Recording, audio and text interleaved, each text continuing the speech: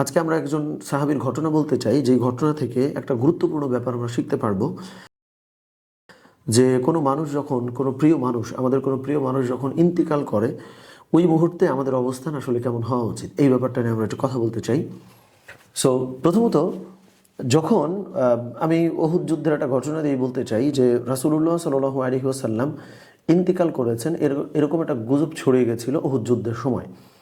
So যখন এই গুজবটা ছড়িয়ে গেছে, তো এটা তো পরে বোঝা গেছে যে গুজব, প্রথমে তো মনে হয়েছিল আসলে নবীজি বোধহয় চলে গেছেন।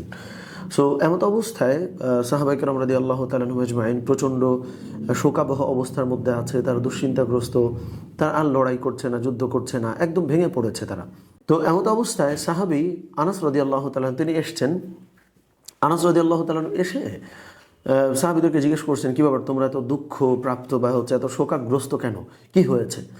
তো সাহাবীরা বলতেছে যে তুমি কি জানো না যে নবীজি তো শাহাদাত বরণ করছেন, আমরা কি লড়াই করবো, কি যুদ্ধ করব?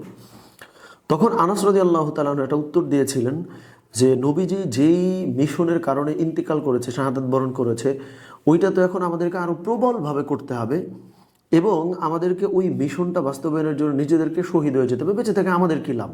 সো হতাশ হয়ে আমরা যুদ্ধ না করে বরং আরও বীর দর্পে যুদ্ধ করে প্রয়োজনে শহীদ হয়ে যাবে, এই কথা বলে আনাস রাদিয়াল্লাহু তাআলা চলে গেলেন। তিনি কিন্তু আনাস ইবনে মালিক না, মানে অন্য আনাস রাদিয়াল্লাহু তাআলা আনহু।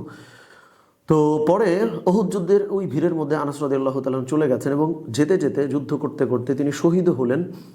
এবং তিনি কি ডেডিকেশন নিয়ে তিনি লড়াই করেছিলেন, যুদ্ধ করেছিলেন, আপনি তার ডেড বডি, তিনি যে শাহাদাত বরণ করেছেন, তার দেহ মোবারক থেকে বোঝা যায় যে তার দেহে ৮০টা তলোয়ারের দাগ দেখা গেছিল। এইভাবে করে ডেডিকেশন দিয়ে তিনি শাহাদাত বরণ করেছেন।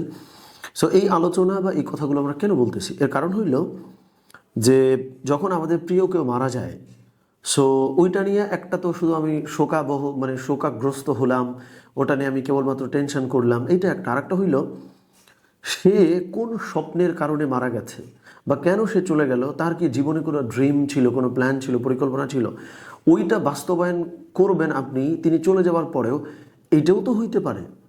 সো কেবলমাত্র আমাদের ফিলিংয়ের মধ্যে বা অনুভূতির মধ্যেই থেকে না যাক আমাদের প্রিয় কেউ যখন চলে যায়, বরং আমরা যেন সেইটাকে বহন করে, তার লেগেসি হোল্ড করে, ধারণ করে, তাকে যেন যুগের পরে যুগ, কালের পরে কাল আমরা যেন জীবন্ত তাকে রাখতে পারি, এই চেষ্টাটা আমরা ইনশাল্লাহ করব। আল্লাহ সুবহানাহু ওয়া তাআলা আমাদেরকে কবুল করেন, আমাদেরকে তৌফিক দান করেন। আমিন। আসসালামু আলাইকুম ওয়া রাহমাতুল্লাহ।